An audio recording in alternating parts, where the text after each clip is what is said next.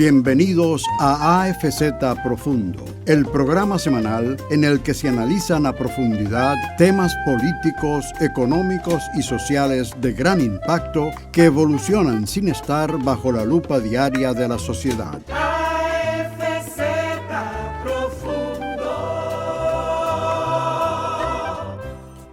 Muy buenos días, de nuevo en Domingo AFZ Profundo.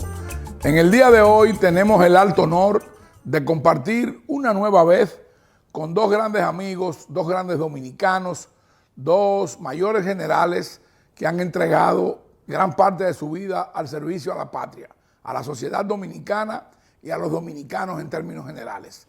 El mayor general Antonio Jaques López, a mi izquierda, y a mi derecha, el mayor general Guillermo Guzmán Fermín, ex jefe de la Policía Nacional. Ambos muy enterados, muy vinculados al tema de la seguridad ciudadana, de la seguridad exterior e interior de la República Dominicana. Conocedores del tema que nos ocupa en el día de hoy y que permanentemente se mantiene en la palestra pública como un tema de actualidad y que preocupa altamente a la sociedad dominicana y a los círculos intelectuales del país.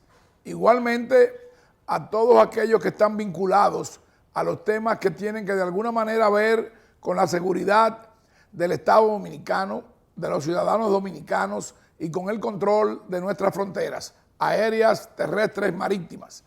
Y vamos a hablar sobre la situación por la que atraviesa el hermano país, la nación vecina, Haití, donde la situación ha llegado ya a límites impensables y se ha desbordado, donde el Estado haitiano como tal prácticamente no existe, donde hay una situación de ingobernabilidad que ha creado hoy en día una desestabilización en la que priman y gobiernan de manera a libre albedrío, podríamos decir, campean a sus anchas las bandas criminales.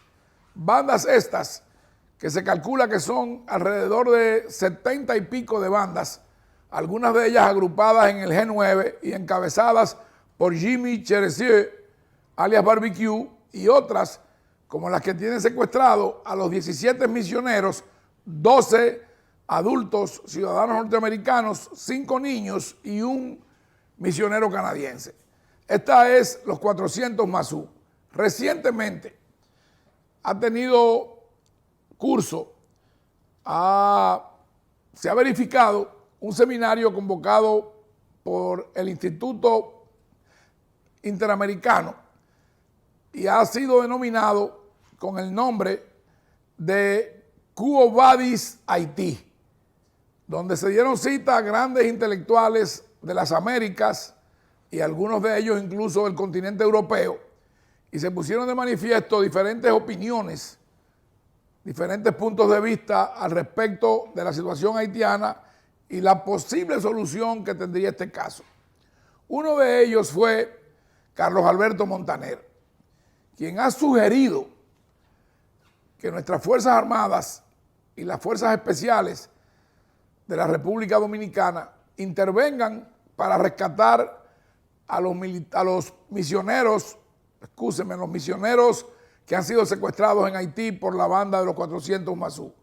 Yo quisiera escuchar la opinión a este respecto, tanto del mayor general Guzmán Fermín como del mayor general Jaques López, en el entendido de que desde nuestro punto de vista no conviene, no es propicio, ni es tampoco un rol que deben desempeñar nuestras Fuerzas Armadas. Pero vamos a escuchar a los expertos, a los que han dedicado su vida a la milicia y al ejercicio de estos roles y funciones.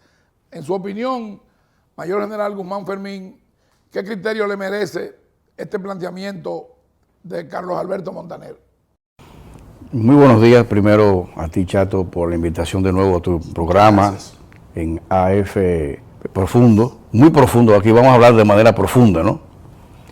Y en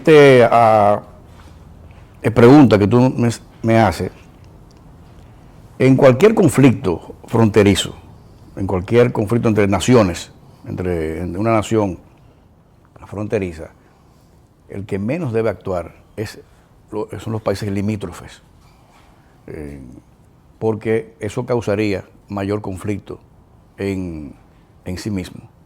De manera que sería un gran error de que República Dominicana interviniera militarmente o como solución militar de rescate de esos misioneros en la República de Haití. Eso tiene que ser una misión militar de otras naciones, pero no de República Dominicana. Eso aumentaría más todavía el conflicto. Y las tensiones. Absolutamente. ¿Cuál es su opinión? Inclusive, para poner un ejemplo, Sí, señor. entre el conflicto de Chile y Argentina, que yo vivía allá, mi padre era embajador en esa época, en Chile, había un conflicto casi al borde de la guerra entre Chile y Argentina, años 70 y tanto, 80. Sí, señor. La que medió en ese conflicto fue Brasil, pero no hubo ni siquiera Perú, porque Perú tenía frontera con Chile. El que hizo el mediador por excelencia fue Brasil, y obviamente también los Estados Unidos, pero Brasil, porque no tenía límites importantes con Chile. De suerte que esa es mi opinión. En esa época, el Brasil estaba gobernado por una junta militar, ¿no? Por una junta militar, sí. Sí, señor. Tanto Argentina y también Chile. Sí. Y usted, Mayor General Jaques López, un hombre de la inteligencia militar de la República Dominicana, ¿cuál es su opinión? Buenos días. Muy buenos Gracias días. por la invitación de nuevo, Chato. Mira, mi opinión se va en la línea de la que acaba de emitir Guillermo Guzmán Fermín y le agrego lo siguiente. Como política de Estado, como doctrina militar, la República Dominicana siempre ha sido un país respetuoso de la soberanía de los estados. El no intervencionismo está en la sangre militar dominicana y en la política de la República Dominicana desde su El fundación. principio de la no injerencia en los asuntos Principio internos. de no injerencia y la definición de la doctrina militar dominicana se basa en la defensa, no en el ataque. Pero también yo abundo en lo que dijo Guillermo. Hay una situación histórica entre las dos naciones de una alta sensibilidad que en realidad yo no sé qué motivaría al señor Montaner, un hombre intelectual de fuste. analista profundo de temas latinoamericanos y de otras áreas, conocedor de las particularidades de las naciones, a emitir un juicio semejante. Porque en realidad quienes están llamados a intervenir son los estados que están directamente afectados por esa situación, por ese secuestro, que serían Estados Unidos y Canadá. Yo estoy seguro, lo puedo decir aquí con la mayor contundencia, que el gobierno dominicano nunca tomaría una decisión de ese tipo, nunca pensaría en traspasar las fronteras hacia Haití, a no ser una situación de defensa nacional inminente. Son opiniones vertidas por dos expertos, conocedores de las relaciones dominico-haitianas y también de la doctrina militar de la República Dominicana. Y además de eso, Diga, Chato, por favor. para abundar un poco en la gran ponencia de mi general Jaques, tradicionalmente, a nivel histórico, la República Dominicana, en el aspecto militar, no es militarista, no es expansionista. Nunca nosotros hemos invadido Haití. Contrario a ellos, por Aún supuesto. cuando hemos sido invadidos en 3 ocasiones. Nunca lo hemos hecho. Por lo tanto, ahí se reafirma la vocación de nuestra república Pacifista y democrática. solamente de defensa, no de ofensiva, nunca.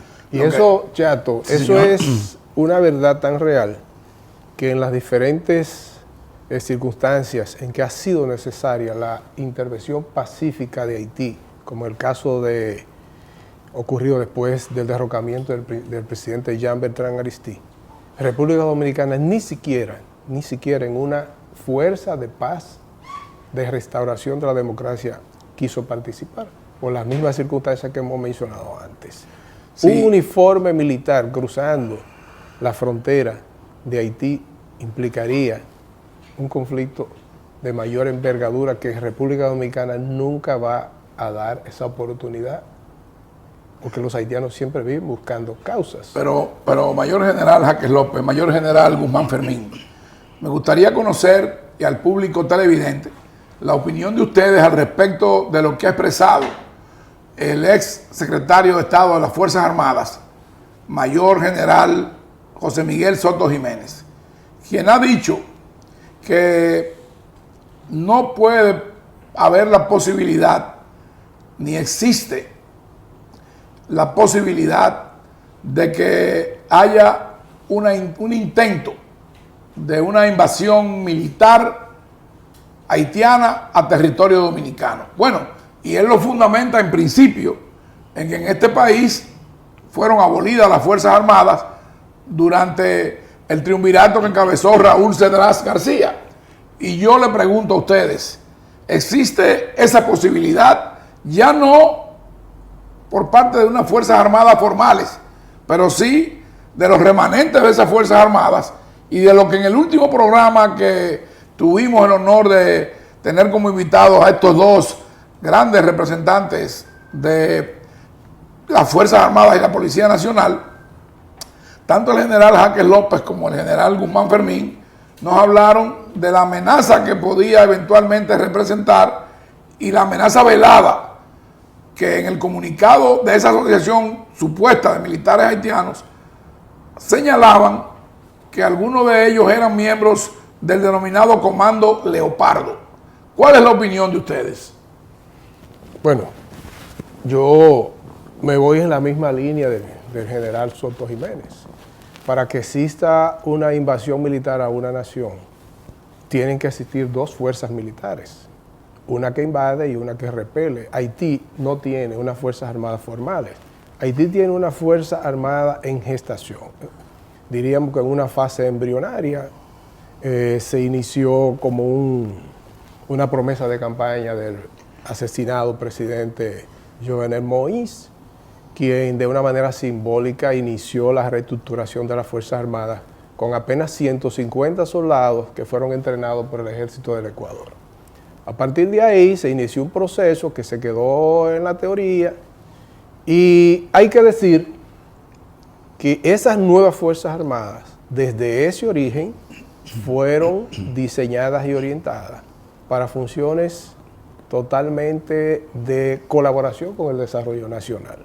De hecho, esa Fuerza Armada actual, que quizás ni siquiera llegue a los 500 hombres, está conformada principalmente por una unidad de ingeniería, una unidad de ayuda humanitaria y una unidad de defensa y protección del medio ambiente. Pero si usted parte de ese criterio y de ese concepto de la conformación de esas Fuerzas Armadas y sus propósitos, ¿cómo podríamos catalogar el que esa denominada asociación de militares haitianos plantee que el presidente dominicano gestione el levantamiento del embargo a la importación y al suministro de armas a Haití?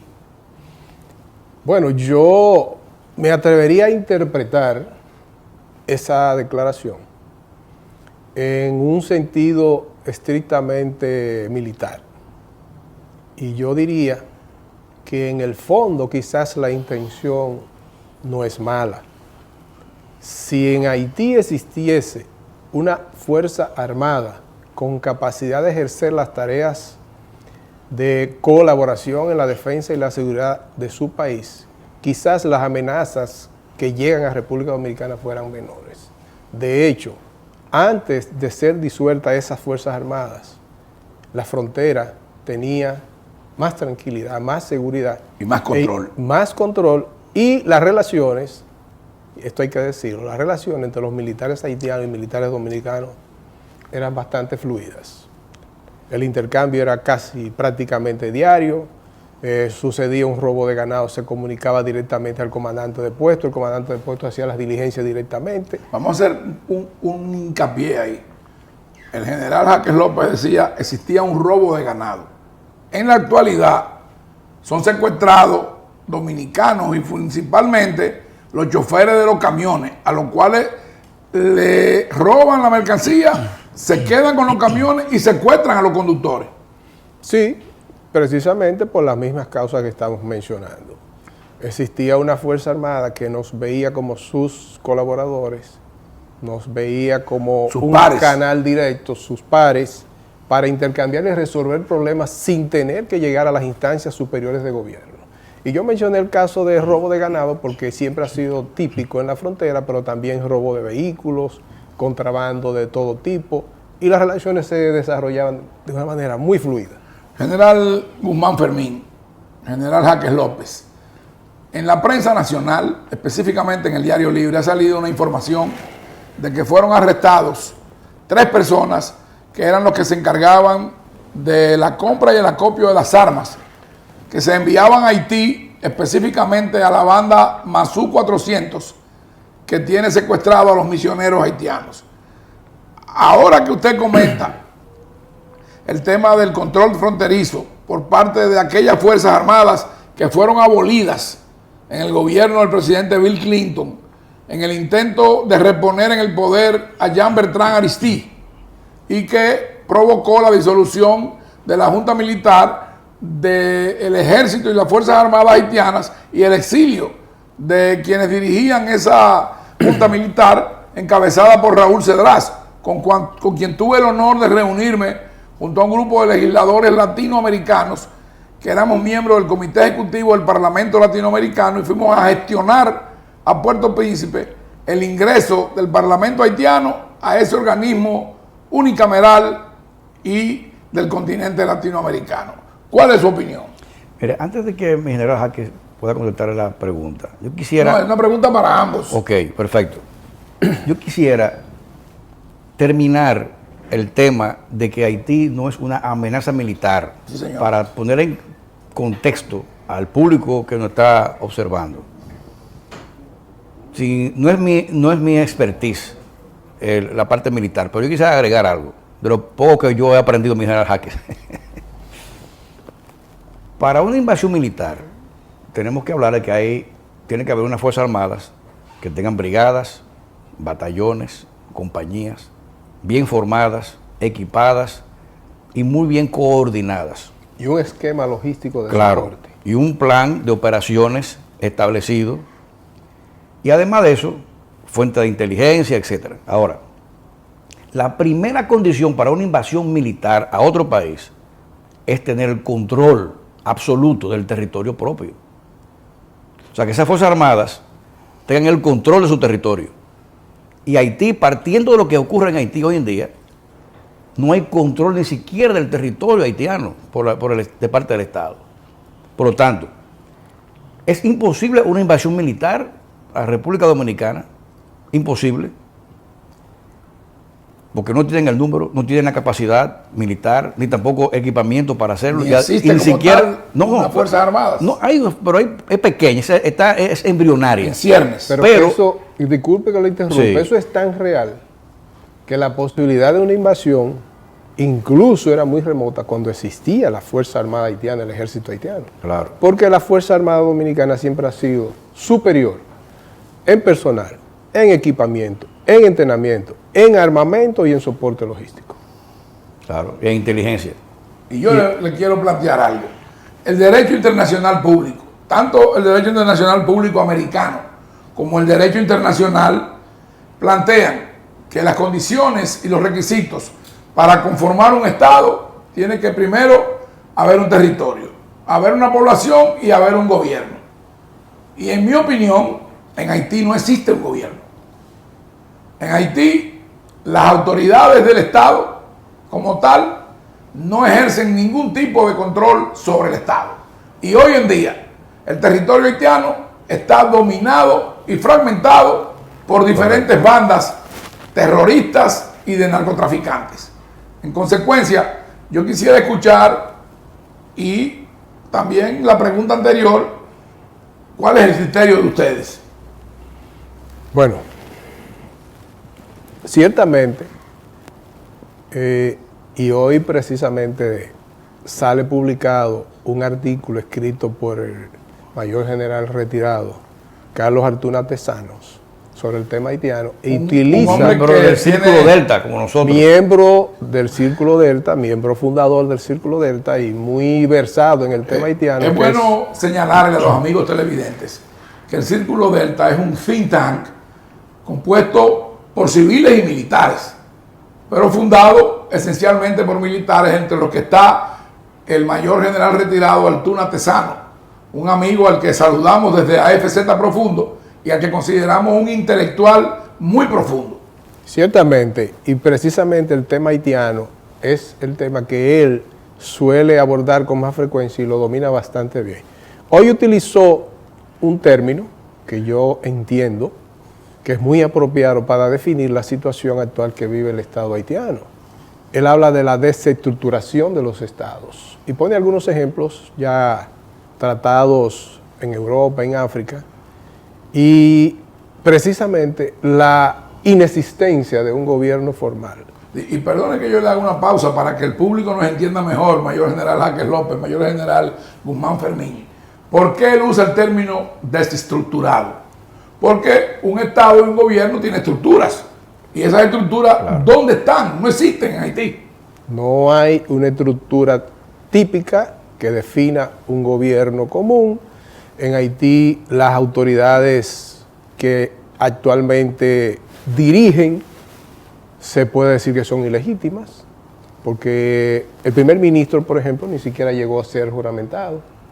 Y está acusado de participar en el magnicidio de Jovenel Moïse. Y sectores haitianos lo acusan de tener, incluyendo la misma esposa del fallecido, asesinado presidente, lo acusan de tener algún tipo de participación en el planeamiento del asesinato. Con el agravante, Mayor General Jaques López, Mayor General Guzmán Fermín, de que el coordinador del G9 y el cabecilla principal de las bandas que campean a su libre albedrío en Haití, Jimmy Chelesier, alias Barbecue, ha dicho que eso se va a saldar, y se va a saldar con sangre.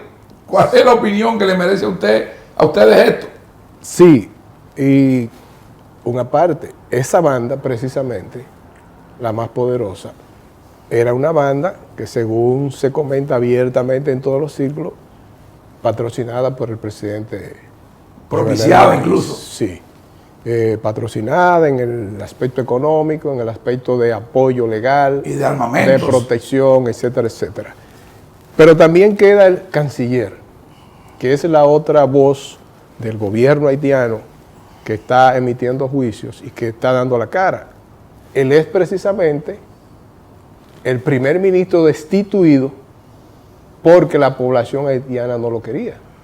Y es bueno señalar que ese señor no solamente es irrespetuoso, es una persona imprudente y que ha hecho planteamientos que son totalmente repudiables y que pudieran considerarse ofensivos de cara al respeto que se merece y tiene la primera magistratura de la nación en la persona de nuestro presidente Luis Abinader Corona, a quien ya anteriormente lo ha dicho el general Jaques López, el general Guzmán Fermín, y nosotros lo hemos sostenido y afirmado desde este programa. Respaldamos y apoyamos en todas las iniciativas que está tomando en defensa de la soberanía nacional. Entonces, para concluir el tema,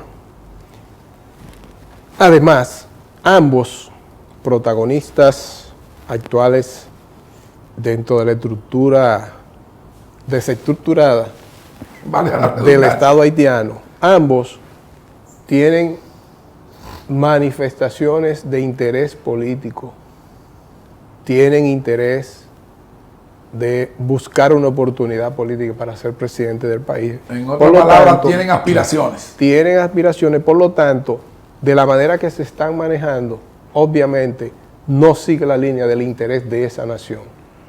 Vamos a hacer una breve pausa y al regresar vamos a escuchar al mayor general Guillermo Guzmán Fermín opinar al respecto de esta pregunta que hemos dejado en el aire. Regresamos en breve en AFZ Profundo. AFZ Profundo.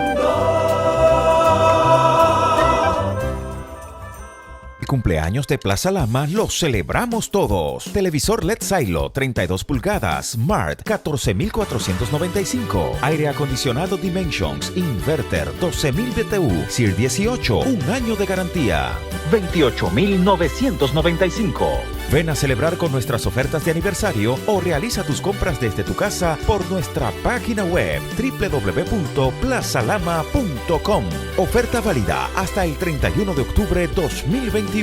Plaza Lama, la supertienda. AFZ Profundo. Con Haití no hay posibilidad de entendimiento. Todas las verdades de las ciencias políticas y económicas se estrellan contra esa realidad brutal. Es una cultura de miseria, depresión y pobreza que se los tragará irremediablemente, a menos que pongan una seria resistencia.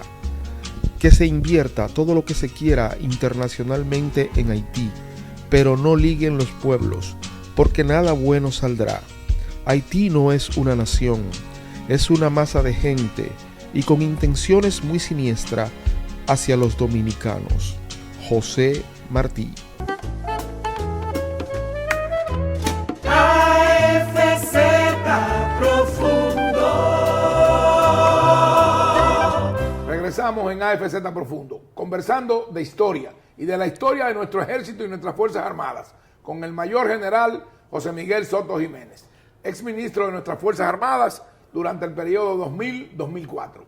Historiador, hombre de letras, intelectual. Y yo quiero que él nos aclare, que nos instruya, que de manera pedagógica nos diga cuál es el origen de nuestro ejército y de nuestras Fuerzas Armadas, por favor. Sí, mira, naturalmente que la respuesta sería muy fácil si yo te digo, bueno, nacieron con la República. Las Fuerzas Armadas nacieron con la República. Las Fuerzas Armadas Dominicanas. El ejército nació con... Pero es más profundo que eso, ¿verdad? Porque yo tengo la teoría, ¿verdad? Y la teoría es importante. Hay una gran discusión entre la teoría y la práctica, ¿verdad? Entonces yo digo que las dos son importantes. Y no se explica la una sin la otra. Porque es lo mismo que la discusión entre el fondo y la forma, ¿verdad? El fondo es muy importante, pero la forma es la única parte del fondo que nos consta. Eso pasa también en esta misma relación. Entonces yo te digo que es más complejo porque yo soy de los que creo, y me gustan unos versos de don Miguel Torga, portugués, que él dice que la patria es un palmo de tierra defendido. Y yo digo que nosotros comenzamos a ser un pueblo, una nación como tal, no un Estado, una nación, cuando comenzamos a defendernos. Simplemente, sin mucha filosofía. Mientras no comenzamos a defendernos, entonces cualquier pirata venía aquí, que era una modalidad de guerra imperialista, venía aquí, tiraba 3 cañones, ocupaba, sometía a tributo a los que estaban aquí, a los criollos que estaban aquí en la isla de Santo Domingo. Pero pasó que por esas cosas de cómo se maceran los hechos a través del tiempo y de la historia, que eso comenzó a salir diferente. El dominicano, bajo el gobierno de España, pero abandonado a su suerte, comenzó a defenderse. Y ahí nació la génesis de las Fuerzas Armadas. Por eso las Fuerzas Armadas tienen un origen que hay que resaltar, fundamentalmente todavía hoy, rural, porque los ateros, que eran lo único que tenían que perder en la República Dominicana, ¿verdad? Resulta que nació ahí una relación sociológica en cuanto al ejército. ¿Quiénes eran los ateros?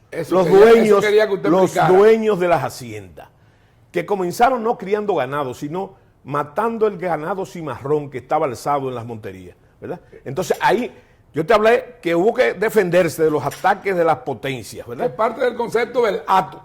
Sí, claro, el hato es la hacienda. O sea, claro. Hay un libro muy interesante de don Pedro Mire, que habla de ese proceso, que habla cuando se llamaban las tierras comuneras. Porque tú hablas de hacienda y no era eso el acto, simplemente no había una configuración patrimonialista exacta en esa época, pero no es eso. El asunto es que ahí nació lo siguiente, que para defenderse de las agresiones de las potencias que agredían a la isla de Santo Domingo por ser la primera colonia y una colonia importante, la primera de los españoles, entonces la agredían Francia, Inglaterra. Bueno, entonces, ¿qué pasó? Que nació ahí la relación social que se ha mantenido todavía hoy, ¿verdad? Que es el origen rural. ¿Por qué? ¿Quiénes eran los oficiales y los generales? Los dueños de los actos, que costeaban ese esfuerzo bélico. ¿Quiénes eran los oficiales, los subcomandantes eran los capataces de esos actos? ¿Y quiénes eran los soldados? Los peones de los actos. Esa era la relación, ¿verdad? Entonces eso fue macerándose, porque hay que decir, por eso te digo que es más complicado. Nosotros vencimos, y cuando hablo de nosotros, estoy hablando del pueblo dominicano criollo, ¿verdad? Aunque era en virtud de España, una España que había descubierto y estaba explotando tierras firmes continentales, y nosotros quedamos un tanto abandonados a nuestra suerte y con una gran migración que se fue de aquí para ir a buscar esos destinos allá, bueno, comenzando por los grandes capitanes, por los conquistadores. Pero es bueno señalar, mayor general, que ellos descubrieron grandes riquezas que ya aquí la habían explotado. Es una relación socioeconómica. Descubrieron, no, pero no solamente que habían explotado, sino muchas otras que aquí no había y que sí había en tierra firme. Desde luego. Bueno, entonces, lo más importante es que en ese ejercitar entonces, de defenderse de esas agresiones, nació no solamente lo que iba a ser después el ejército, sino nació una doctrina militar que se iba a perfeccionar, porque nosotros luchamos contra Inglaterra y lo vencimos en la famosa invasión de Penn y Venables, sí, que fue durante el gobierno de Oliverio Cromwell, ¿verdad? Pero señores, Cromwell en Inglaterra, ¿verdad? Pero ¿qué pasó después? Después se fueron a Jamaica y ahí se quedaron y se fueron también al oeste de los Estados Unidos. Pero este pueblo heroico que hay que decir, ¿cómo heroico? Nosotros vivimos del heroísmo, nosotros vivimos para el heroísmo. También vencimos el pueblo a los dominicano y a los españoles. No, pero a los franceses lo vencimos varias veces, ¿verdad? Que si tú me dejaras hablar fue un éxito, porque yo te estoy diciendo a ti las cosas que pasaron como tal. Yo le voy a ceder el y programa tú con una inteligencia vivaz, deberías, con una inteligencia, de una inteligencia vivaz, entonces no puede calmar, ¿verdad?, las efervescencias de tu mente en actividad. Entonces, yo te dije, hay que ir por partes, ¿verdad? Entonces vencimos los ingleses. Tú dices, vencimos los franceses, pero no una vez, varias veces. Es más, que tienen que saberlo los televidentes. ¿Tú sabes qué? ¿Qué se celebra el día 21 de enero aquí? El día de Nuestra Señora de la Altagracia. Pero tú sabes que se celebra el día de la Señora de la Altagracia. Pero tú sabes que lo que estamos celebrando es una gran victoria dominicana que se celebró el 21 de enero del 1691. Se dio la batalla de la Limonade, en que los dominicanos no solamente vencieron a los franceses, ¿no?, sino que murió en combate el gobernador de Francia, Tarín de Coucy, ¿verdad? Y entonces, en acción de gracia, a los dominicanos que le habían ofrecido sus armas a la Virgen de Altagracia, un año después fueron a hacer una romería a Higüey, y eso se impuso como una costumbre. Resulta, por cierto, pero permítame, que se le llevó, es para completar tus ideas. No, pero que yo lo voy a invitar a usted a una disertación, porque esto es una entrevista, hacerle preguntas. Claro, pero pregúntale lo que tú quieras. Porque cualquiera se cree que yo huyo a tu pregunta. Yo lo que estoy es completando tu pregunta. Que no, pero si usted no me deja que yo le pregunte lo que son mis inquietudes, que no soy un historiador, el público que nos está viendo tampoco va a satisfacer sus inquietudes. Yo quiero que usted le diga al país por qué ese vínculo entre el día de Nuestra Señora de la Altagracia y esa batalla de la Limonade, porque mucha gente no sabe a qué se debe que se denominara ese día con el nombre de Nuestra Señora de la Altagracia. Te lo estoy explicando. Te estoy explicando. No, ninguna aparición. No hubo aparición. Por lo que crea no, es que no es así. Es que no es así, ¿verdad? Yo tengo un libro que lo traje de regalo aquí para que hable de eso. Eso habla de eso perfectamente, ¿verdad? Dominicaneando. Sí. Vamos a hacerle un close-up a este libro. Es parte de nuestra historia. Y yo creo que el que no conoce la historia, como se dice, está abocado a repetir los fracasos que a través de su historia ha cosechado. Sí. Vamos a continuar con entonces yo te digo la disertación a ti de nuestro invitado. Sí, bueno. ¿De qué disertación? Oye, yo lo que te digo es que a partir de ahí, de esas victorias, Sí, señor. tú me hiciste una pregunta, ¿qué es lo que te estaba explicando? Claro. Un año después de la batalla, un año después de la batalla de la Libonada del 21 de enero de 1691, los soldados vencedores fueron a Higüey, ¿verdad?, a consagrar su victoria, ¿verdad?, con la Virgen. Y le llevaron de regalo el sable, el machete de guerra con el que se decapitó el gobernador Talín de Cusí. Bueno, pero eso pasó varias veces con Francia, ¿verdad? Pero ahí no termina la cosa, que viene el problema de los haitianos, ¿verdad?, de la ocupación de Boyer, ¿verdad? Oportunista, fue una ocupación oportunista, porque el señor Núñez de Cázar, que por cierto se cumplen los 200 años de la independencia efímera, ¿verdad? Entonces, ellos aprovecharon esa proclamación de la independencia, invadieron y duraron 22 años aquí. Y ya yo te dije, Esa fue la del 1822. sí, esa fue la de 1822, que se produjo la independencia efímera en el 21 realmente. Ahora, ¿qué pasó en diciembre del 21? ¿Qué pasó? ¿Verdad? Que eso duró, como yo te dije, ¿verdad?, 4 campañas militares, multitud de batallas, y la palabra multitud está mal expresada, ¿verdad? Una gran cantidad de batallas y combates, cientos de Innumerables combates, batallas, en que nosotros resultamos vencedores en la guerra, ¿verdad? Entonces, el ejército, ese es el origen. Es un origen que se mantiene todavía, naturalmente. Eso fue durante la Primera República, ¿verdad? Durante la Primera República. La Segunda República fue la guerra contra España. Una pregunta Sí. también. De nuestros padres fundadores, Sí. ¿cuál es el que manifestó la mayor vocación, digamos, en el plano militar? Los 3. Pero ¿cuál fue el No, mayor? no. La figura iconográfica es Mella. Mella, Ramón Ese, Matías sí, Mella. pero es iconográfica. Pero en realidad, a mí me gusta mucho una frase de Víctor Hugo que dice que la cumbre es la región de los iguales, ¿verdad? Sí. Entonces, ¿cuál fue el jefe político de la independencia de los padres de la patria? Fue Juan Pablo Duarte, sin lugar a dudas. Pero la gente no sabe. Pero Duarte, espérate que estamos... le pregunto, ¿Duarte designó realmente a Ramón Matías Mella? No designó, óyeme, ¿por qué yo te dije a ti? Los 3 fueron generales, sí. Los 3. Ahora, habría que hablar, dedicarle un programa a la vida militar de Juan Pablo Duarte, que tampoco se ha hablado mucho de eso. Pero Juan Pablo Duarte tenía una idea clara, ¿verdad? Y a los 3 lo hace general de la Junta Central Gubernativa del 44, pero no es eso. Duarte fue militar. Duarte fue militar. ¿Por qué? Porque es una cosa que no se ha dicho lo suficiente, ¿verdad? Y hay que decírselo, la gente tiene que conocerlo. Los haitianos impusieron aquí el servicio militar obligatorio para hacer la Guardia Nacional. Todos nuestros héroes no son improvisados, salieron de ahí, incluyendo a Duarte. Oye lo que te estoy diciendo, no había tal improvisación, se formaron ahí. ¿Qué te estoy diciendo con eso? Que los haitianos lo que hicieron fue afilar cuchillo para su garganta, porque se le dio instrucción militar, pero Duarte no se quedó ahí. No solamente hizo el servicio militar obligatorio, sino que después hizo carrera como cabo Furriel. Un cabo Furriel es el cabo de administración, cosa muy importante para la revolución, porque el cabo de administración, que hoy es un sargento de AIC o un sargento primero, es el que lleva la lista del personal, es la que lleva el control del arsenal. Es un cabo de oficina. Sí, exactamente, ¿verdad? Un cabo de oficina, pero que vital para la revolución. ¿Tú quieres decir una cosa? Juan Pablo Duarte nunca pensó que esto se podía hacer por la buena. Nunca. Y es un civilista, se ha pintado como un civilista.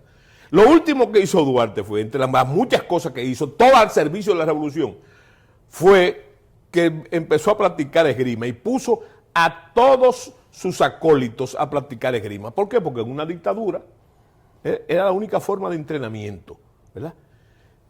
Entonces, estamos fundamentados en una serie de regulladas, digo yo, que hay que aclarar. Todo lo que Duarte hizo fue para la revolución febrerista, ¿verdad? Bueno, fue militar, no solamente fue militar. El pensum de académico habría que modificarlo, porque cuando yo me formé, y todavía es así, entonces es bueno destacar esto, la figura y el genio militar de nuestros padres de la patria, nos lo venden como que es Ramón Matías Mella, pero... Yo te dije, es la figura iconográfica. Ahora bien, los 3, pero no solamente, óyeme, Sánchez y Mella fueron generales en campaña, en campaña. ¿Me entiendes? Duarte no solamente ingresó a las Fuerzas Armadas, a la Guardia Nacional Haitiana, con fines conspirativos. ¿Tú sabes lo que hizo? Todos sus amigos hizo que ingresaran también en el ejército. Pero Duarte tuvo batalla también. Con el mismo propósito, él hizo que todos los trinitarios ingresaran a las Fuerzas Armadas, a la Guardia Nacional Haitiana, para que se entrenaran. Entonces, el origen, que es lo importante, que fue la médula de tu pregunta, ¿de dónde viene el ejército? Es un ejército que tiene un perfil fundamentalmente popular, no populista, no, popular, que viene del centro, de la médula misma del pueblo, y sigue siendo así todavía, y sigue siendo así, porque ya yo te dije que más del 70% de la composición de las Fuerzas Armadas Dominicanas es rural. ¿De dónde viene? Del campo. Campesino. Del campesino, ¿verdad? Del campesino. Entonces, eso, ahora bien, ¿cuál ha sido el gran paso del ejército a través de todos estos avatares? Porque faltan muchas estaciones, ¿verdad? ¿Cuál es el gran paso? Que las Fuerzas Armadas, con ese continuo, ¿verdad? Después de la ocupación militar norteamericana del 16, donde nació la famosa Contabularia que dio origen a la Guardia Nacional, después a la Policía Nacional y después a la PND, después al Ejército Nacional, nacionalizada en los años 27, 28, nacionalizado. Entonces, después de la dictadura, después del régimen del doctor Balaguer, ¿cuál ha sido la gran posición de las Fuerzas Armadas frente a ese problema también? Que han sido ahora un instrumento de la gobernabilidad democrática. Un instrumento de la gobernabilidad democrática. Y esa es su gran tarea. Porque tú dijiste, despidiendo un segmento del programa, así, como el que tira las flechas de partos, ¿verdad? Sí, dígame. No, pero no es pugnar que estoy diciendo. No, pero claro cuando tú coges... Yo no puedo pretender pugnar con usted, no, pero no es eso. Yo creo en eso, yo creo en la fluidez de las ideas. Dígame. Las ideas que no se debaten. Vamos a ver. Es importante que no estemos de acuerdo en algunas cosas. Usted está casi diciéndome que yo le estoy lanzando los dardos del parto. Las flechas de parto, no. Yo te dije, con relación a la fluidez del programa. Sí, señor. Cuando llegamos a unos segmentos, ¿verdad? Ahí. Tú tiraste, ¿verdad? Entonces yo te digo a ti una cosa, y te voy a explicar lo que quiero decir. Que cuando yo te digo que ese ha sido, tú dijiste, bueno, entonces, al retirarte, ¿verdad? Al retirarte. Tú dices, bueno, por las Fuerzas Armadas, entonces, hablando de las relaciones, ¿verdad? Sí. Tú dijiste, la flecha de parto fue, eso es un constitucional, es un mandato constitucional, y es verdad. Señor, es cierto. Pero el mandato constitucional no dice que las Fuerzas Armadas deben apropiarse de esa voluntad. ¿Tú sabes qué es lo que dice? Mediante el conducto de sus mandos naturales, y eso comienza en el presidente de la República. Porque según la propia Constitución, es el comandante jefe, la autoridad suprema, y se subraya, ojo, desde la primera Constitución, la subordinación del poder militar al poder civil legalmente constituido. ¿Me explico lo que te trato de decir? Lo entiendo perfectamente. Entonces, tenemos que hacer una nueva pausa. Claro. Pero al regresar, vamos a retomar este tema. Y vamos a tratar, de alguna manera, de que usted nos dé su idea, su punto de vista, y en base a sus conocimientos históricos, de en qué momento, me interesa a mí saber, surge y se conforma en la República Dominicana las otras ramas de nuestras Fuerzas Armadas, como es el caso de la Fuerza Aérea, de la Marina de Guerra, y quién era el jefe de Estado en ese momento. Vamos a una breve pausa y regresamos tratando a profundidad este tema, las relaciones históricas de nuestras Fuerzas Armadas frente al tema haitiano. Regresamos en breve. AFZ Profundo. Conversábamos en el segmento anterior con el mayor general José Miguel Soto Jiménez, ex ministro de nuestras Fuerzas Armadas, al respecto del origen y la fundación de nuestro ejército.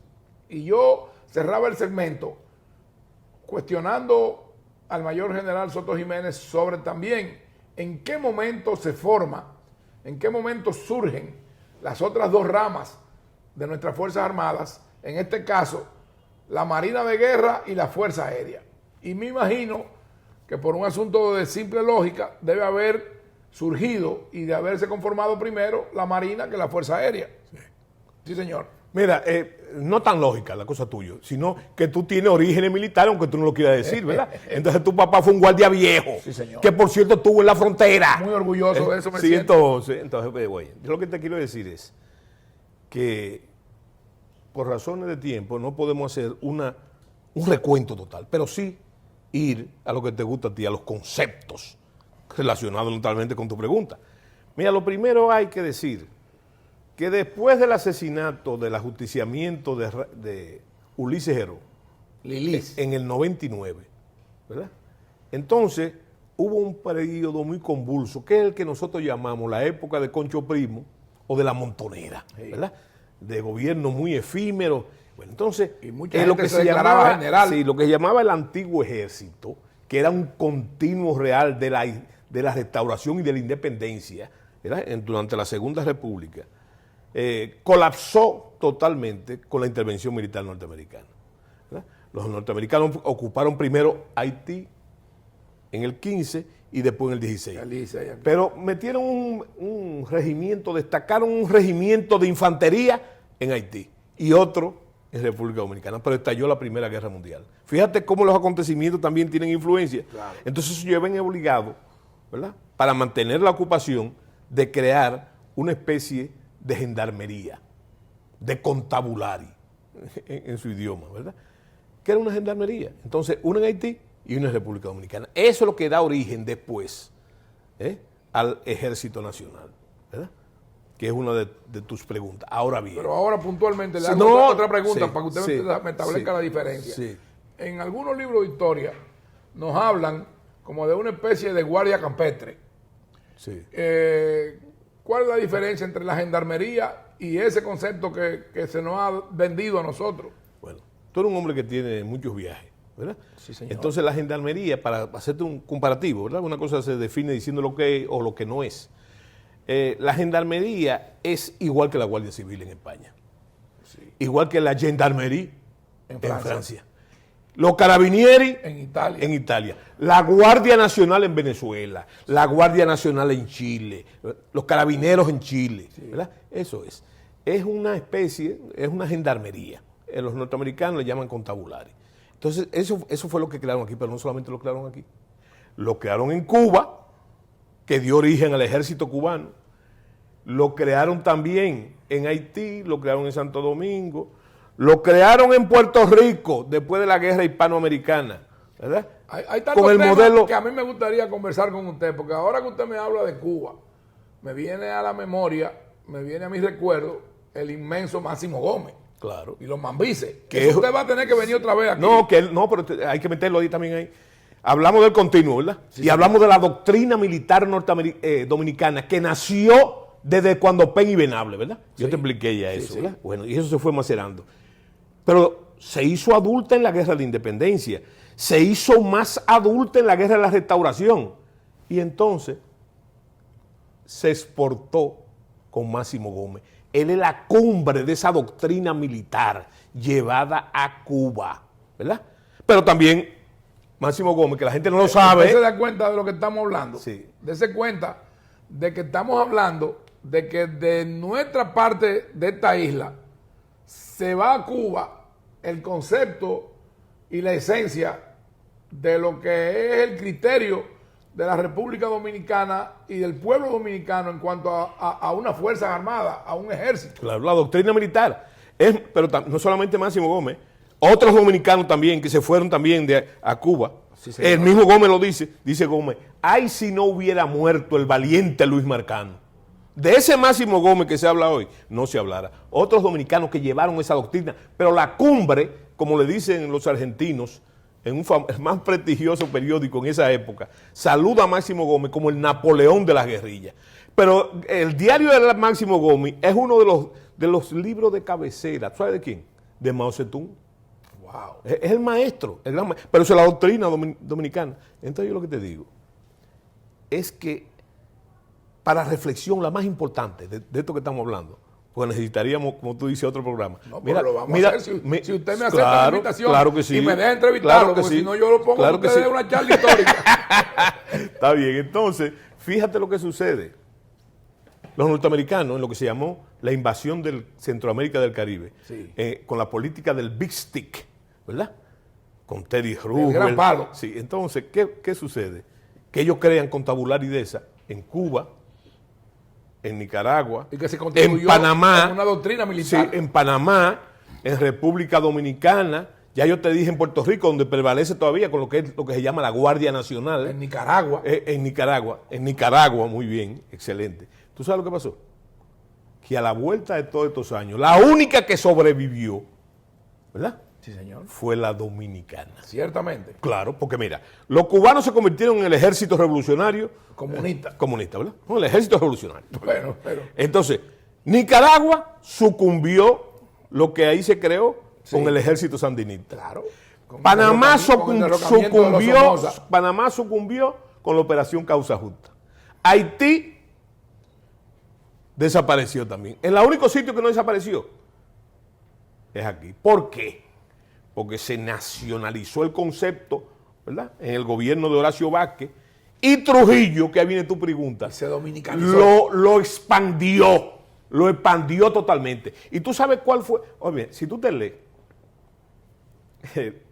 los criterios de Somervell en la Viña de Nabó, te vas a ver que cuando ellos deciden crear aquí la Contabularia, la Guardia Nacional, ellos ponen condiciones, pero dicen, primero,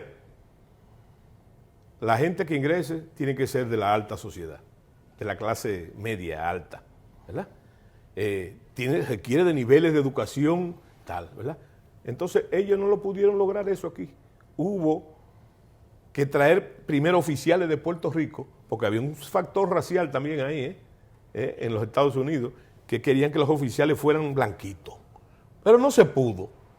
Entonces, ese es el conducto, ¿verdad? Ese es el conducto de que pudiera transitar desde la antigua tradición, ¿verdad?, hacia la contabularia. Pero fíjese, Óyeme, perdone, fundamentalmente popular. Pero perdone popular, no más que popular, campesino. perdone que le interrumpa. Sí. Porque al igual que yo ahora, en este momento, Sí. muchos están en su casa preguntándose, porque es la primera vez que yo oigo, y soy una persona que tengo estudios universitarios, estudios de posgrado, y que me precio de ser una persona que quiere cultivarse y conocer la historia. Usted me da un dato ahora que yo no lo sabía. En los orígenes de nuestra Fuerza Armada, de nuestro ejército, habían puertorriqueños. Sí, oficiales. Cuando se creó la contabularia de la que hablamos, Sí, señor. los norteamericanos aspiraban, ¿verdad?, a que los oficiales tuvieran otros niveles, por lo menos que supieran inglés, Claro. esa era la realidad, y de otra clase social. Pero no pudo conseguirse eso aquí. ¿Tú sabes por qué no se pudo conseguir? Y eso hablamos, habla del pueblo dominicano también. ¿Tú sabes por qué? Porque la gente de la clase media dominicana, vamos a llamarle así, que no existía como tal, Sí. se negó a ingresar, porque eso era una imposición de los norteamericanos. Hasta ahí llega el nacionalismo. No, yo no ingreso en eso. Eso es una cosa formada por los Y norteamericanos. se vieron a Por necesidad de los- recurrir a los puertorriqueños. no consiguieron mucho tampoco. Entonces se recurrieron a los dominicanos, la tropa campesina, los oficiales, la gente para formar oficiales, gente también de origen rural. Y a esa gente le ponían un salario. Claro, no mensual. fue un reclutamiento normal. Ahora, el que hace que el establecimiento militar, en un proceso de nacionalización, yo te dije que fue Horacio Vázquez, inclusive se hizo un debate nacional, tú lo buscas en el listín y en los periódicos de la época, porque ¿cuál era? Nosotros no ingresamos, el dominicano, nosotros no ingresamos en eso, porque eso es formado por los americanos, por los que nos están ocupando. Ahora, ¿qué pasó? Una actitud patriótica. ¿Qué pasó?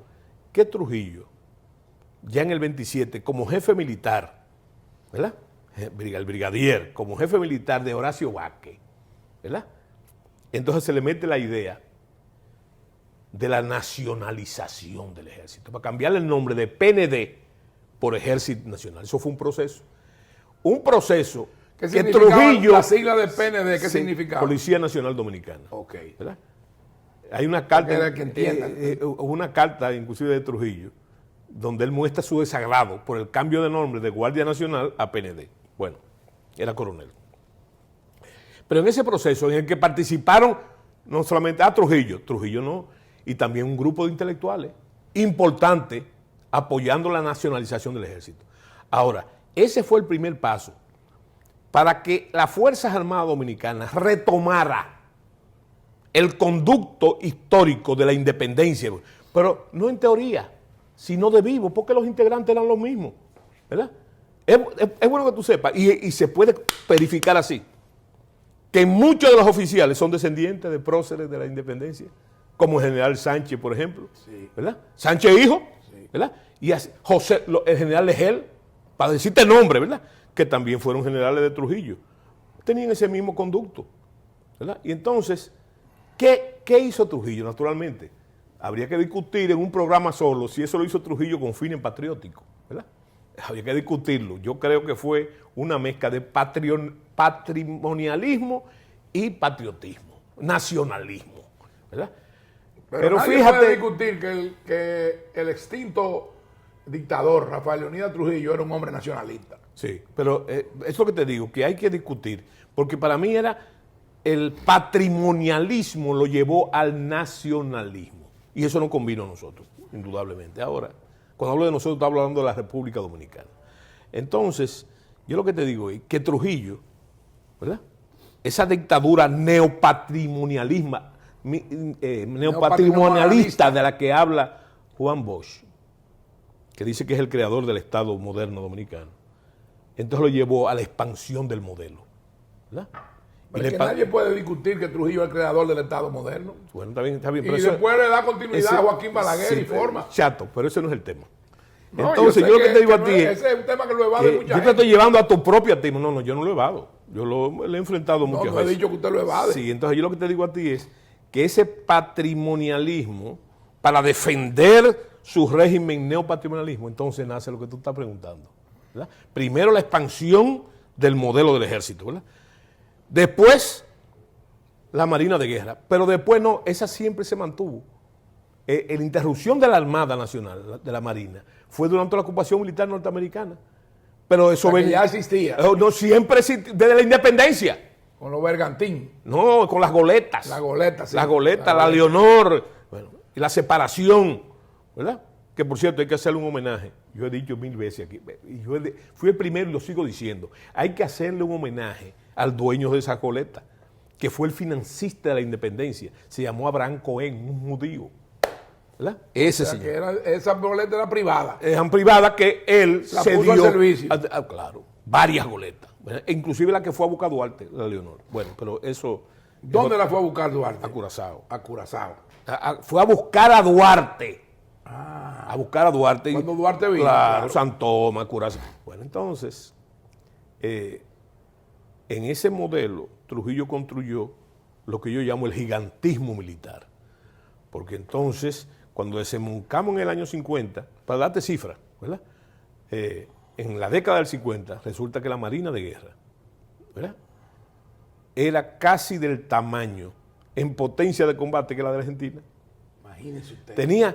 Se habla de eso habrá que también, tenía 70 navíos de guerra, y entre ellos naves de altura, destroyer, fragatas. Es bueno que usted, amigo televidente, esté consciente de lo que nos está diciendo, la dimensión y el peso histórico a nivel continental que tiene para la República Dominicana y nuestras relaciones con nuestro entorno. Eso que él está diciendo. Y yo recuerdo haber visto en un libro que pude hojear en la Fuerza Aérea Dominicana la cantidad y la diversidad de aeronaves, de aviones de combate, de guerra, que también habían en San Isidro, que tenía la República Dominicana. Sí. Pero eso tiene número. Llamado Vampiro, sí, no, pero eso P-51. Eso tiene número también. Trujillo, en la necesidad de defender su régimen neopatrimonialista, llegó a tener una fuerza aérea poderosa. Estamos hablando de 200 aviones de combate, ¿verdad?, en todas sus denominaciones, contando sus naves auxiliares, ¿verdad? Entonces, es una proyección, una capacidad de proyección de fuerza que iba más allá de la posibilidad de sus amenazas. Pero así pasó en todo. Yo le pregunto a usted, para que el público televidente lo entienda. Tanto usted como los distinguidos mayores generales que entrevisté la semana pasada, el mayor general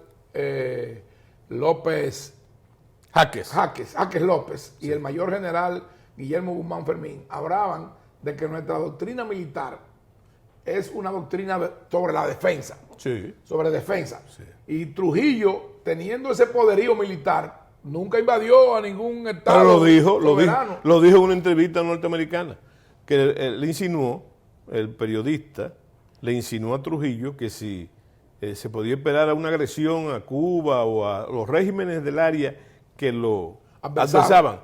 Y entonces él dijo, jamás, la Constitución Dominicana lo prohíbe. Claro.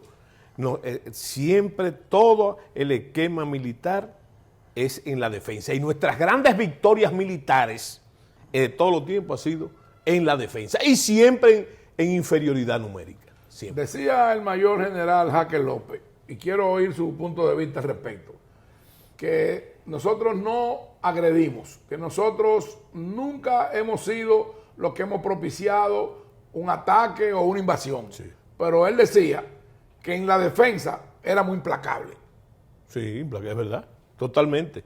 Y él sabe, como un oficial de muchas luces, que es el general Jaques López. Que fue alumno suyo. Fue alumno mío y además conozco su pensamiento y su profesionalidad.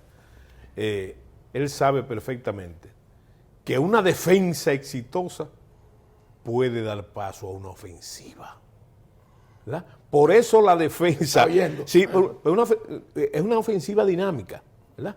Porque después que tú tienes victoria en la defensa, entonces vienen 3 fases que tú tienes que seguir. La persecución del enemigo hasta su aniquilación total. Y consolidar dice la doctrina. La victoria.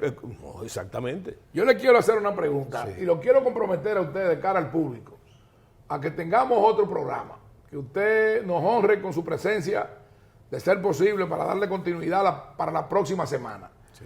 Pero mire, mayor general Soto Jiménez, si nosotros nos vamos a la historia, vamos a ver, y lo vamos a tener en pantalla inmediatamente, vamos a ver la advertencia de manera premonitoria, lo que dijo José Martí al respecto de lo que los dominicanos teníamos que velar y cuidar celosamente respecto a nuestro vecino haitiano. Todo lo que han hablado de eso, sacando al apóstol, a José Martí, son unos chivitos altos de Jehová, incluyéndome a mí. ¿Tú sabes quién lo dijo primero? Juan Pablo Duarte, que dijo: entre la República Dominicana y Haití no puede haber fusión, no podrá nunca haber fusión. Pero también dijo, a propósito de esos tirijalas geopolíticos y estratégicos, dijo: la República Dominicana tendrá que ser libre de toda potencia extranjera o se hunda la isla. Bueno. Hemos llegado al final de este interesantísimo programa. Yo sé que tanto ustedes como yo nos quedamos con un gran apetito de seguir escuchando, de seguir nutriéndonos de información y de datos históricos con el mayor general, exministro de las Fuerzas Armadas, José Miguel Soto Jiménez. Y ya nos hemos comprometido a que él nos dé la oportunidad, nos honre con un próximo programa. Yo quisiera, antes de cerrar el programa, leer algo que recibí, no voy a decir, ni me lo voy, digamos que autotitular. Lo recibí de un amigo, que lo que sí dije yo es lo que doy como respuesta a esto. Dice: ningún haitiano puede reclamar en República Dominicana los derechos que no reclama en su país. Muy bien. Y yo le respondí a eso: tampoco aquellos derechos que su Estado no le garantiza. Exactamente, muy bien. Es decir, lo que allá no le garantizan no pueden venir a reclamarlo al territorio dominicano. Y la legislación y la Constitución de la República Dominicana son para fiel cumplimiento. Que algunos mandatarios se hicieran de la vista gorda es una cosa. Por eso yo, como lo oía usted decirlo, respaldamos y reconocemos la actitud valiente y la gallardía de nuestro actual presidente, Luis Abinader Corona, en la actitud que ha asumido y que mantiene frente a ese tema y frente a la migración haitiana. Y yo quiero desde aquí reconocer ese gesto, esa voluntad y esa firme decisión de nuestro presidente, que ha dicho, así como lo dijo Juan Pablo Duarte, como lo dijo José Miguel Soto Jiménez, como lo dijo Don Vincho, como lo dijo Pelegrín, que usted ha dicho, no habrá jamás una solución a la situación y el problema haitiano en base a un coste para la República Dominicana, sus ciudadanos y las futuras generaciones. Muy bien. Hemos llegado al final de este programa de AFZ Profundo y esperamos que podamos contar con la presencia de José Miguel Soto Jiménez para otro programa aleccionador, para otro programa histórico que nos nutra a los dominicanos en estos momentos tan aciagos por lo que atravesamos, del conocimiento necesario de nuestra historia para no permitir que se repitan, para no permitir que se desvíe el curso de lo que es y debe ser el presente y el futuro de la nación dominicana. Muchas gracias. AFZ Profundo.